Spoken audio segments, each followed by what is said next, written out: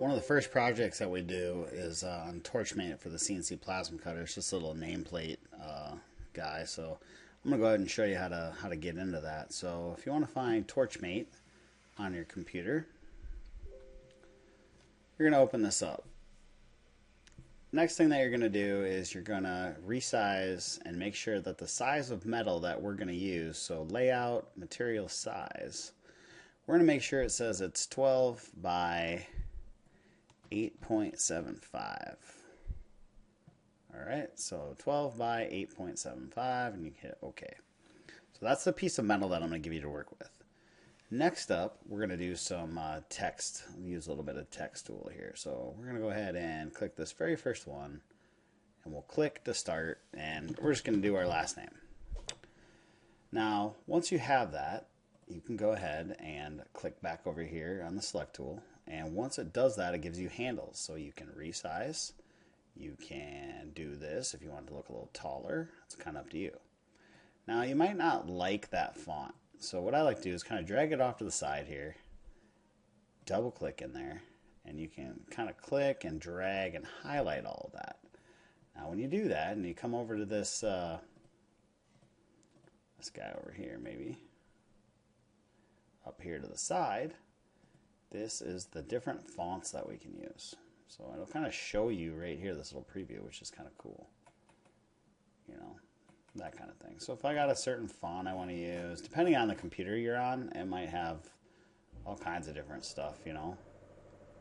Maybe I want it to be this one. Kind of cool, you know. So I'm going to go with this. So I'm going to go back to my pick tool. I'm going to bring this guy back over here. And then what I'm going to do is I need to create a bottom. Because what happens on the CNC is if I take this thing and I cut this out right now with the CNC cutter, it doesn't matter what size it is. I'm going to have individual letters. Now if I want that, cool. But I want this to be able to sit like on my desk. So what I'm going to do is I'm going to go over here to this tab right here, this little rectangle tab.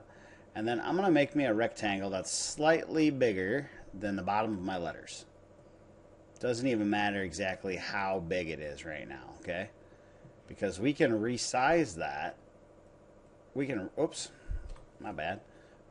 So we can resize that by clicking on that handle, and we can kind of resize this thing.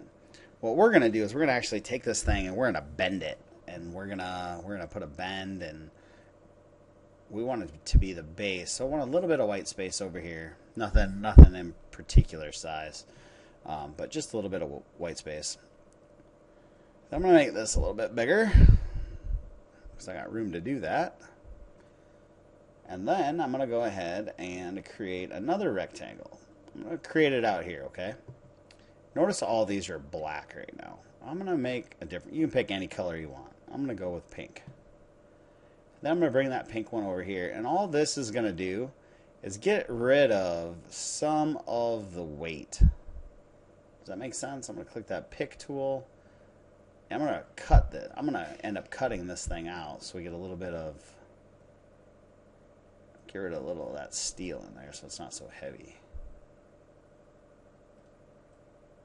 All right, I like it. Okay? So now click out here, make a box around these two things, and then go up to Arrange, Make Path. And what that does is it cuts that out of there. Now we're going to take this thing and we're going to move it up so it just overlaps those letters a little bit. Not too much, but you need it to overlap those letters, okay? Now, what happens when you see the... Right now, they're two separate things right here, okay? We don't want it to look like that. We want to create these. We want to weld these together. Not like out in the shop, but when I highlight all of them, you'll see that. When we're done, we won't have all that right there. It'll just be one continual path. So we'll come over here to Weld. We'll click this first one. Boom. Takes it away. And now again, we just want a little bit of white space on the outside of this thing.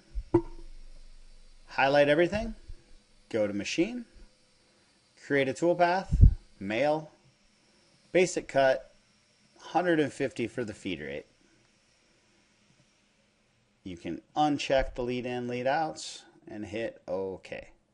And now what that did was create a toolpath, and I know it looks kind of funky right there, so you can go to View, Show Toolpaths Only, and this is actually what's going to cut out. So you can see now my name is going to be attached to this, and we'll go ahead and be able to make a bend line right here, and we'll bend this thing up at an angle when it's all done, and it'll be the piece that sits up on my desk. So we'll change that back to View, Toolpaths, highlight the whole thing, and click and drag, click and hold that down until you get two pink lines right there. One vertical, one horizontal, and let it go. And then you can save this bad boy. So save it wherever you're saving it at. I'll put it in here, Benham, nameplate, and I'll hit save. And then I will email this by creating an email. So I'm going to go compose. And you want to type this into this new message right here. You want to type this into plasma. Start typing that out, plasma@wsr.k12. Attach file. And you'll have to go into where you saved it at. So it's important to remember where you save it at. And then hit open. You don't have to put a subject in. You can if you want to. Send. Okay. And you're done. Any questions? Let me know. Otherwise, that's the 1, 2, 3 on how to create your own custom nameplate using the CNC plasma cutter. Nice work.